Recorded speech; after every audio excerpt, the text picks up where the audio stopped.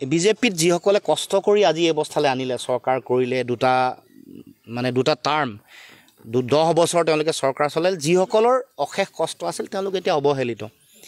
আৰু এতিয়া বিজেপিত 3টা গ্ৰুপ, এটা হিমন্ত বিশ্ব শৰ্মা আৰু তেওঁৰ লগত থকা দাদা ব্ৰিগেড বুলি কয়, সম্প্ৰসাৰিত দাদা ব্ৰিগেড, এটা এসময়ত জাতীয়তাবাদ কৰা সৰ্বানন্দ সোণোৱালৰ নেতৃত্বত যোৱা এটা গ্ৰুপ, যিসকলে এতিয়া মোহভংগ হৈছে। সৰ্বানন্দ সোণোৱালৰ গুৰুত্বটো দিল্লীত আছে নে নাই নাজানো, কিন্তু অসমত যে একেবাৰে নাই এই কথাটো প্ৰমাণ হৈছে।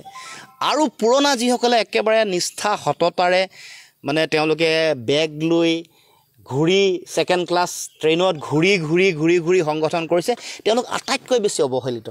গতিকে এই 3টা গ্ৰুপৰ তেওঁলোকৰ দ্বন্দ্বৰ মাজত মই ভাবোঁ যে আৰু খহনীয়া বিজেপিলৈ আহিব।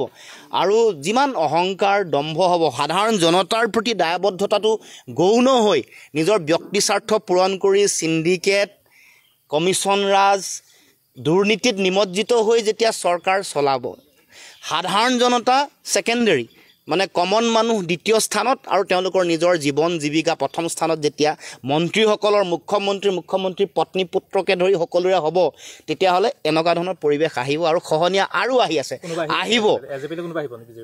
এইবোৰ আপোনালোকে সময়লৈ অকণমান অপেক্ষা কৰক। অহাটোতো তেওঁলোকৰ বিজেপিৰ যিটো খহনীয়া, এইটো আপোনালোকে চাই থাকক।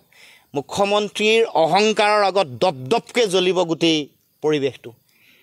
ইমান অহংকাৰ আৰু ইমান গণতন্ত্ৰ, সাংবিধানিক ব্যৱস্থাক বুঢ়া আঙুলি দেখুৱাই কাম কাজ কৰা আৰম্ভ কৰিছে, এইটো কেতিয়াও গণতন্ত্ৰত কেতিয়াও শোভা নাপায়। গণতন্ত্ৰত ৰাইজেই ৰজা আৰু সাধাৰণ জনতাৰ পূজা অৰ্চনা যিমান দিনলৈকে চলিব গণতান্ত্ৰিক ব্যৱস্থাত, সিমান জনতাৰ নেতা শক্তিশালী হৈ থাকিব। যিমান অহংকাৰ হ'ব সিমানে সোনকালে পতন হ'ব। সেই কথা উপলব্ধি কৰা দৰকাৰ আৰু লাহে লাহে তেওঁলোকে এই পৰিৱেশ দেখিবলৈ পাইছে।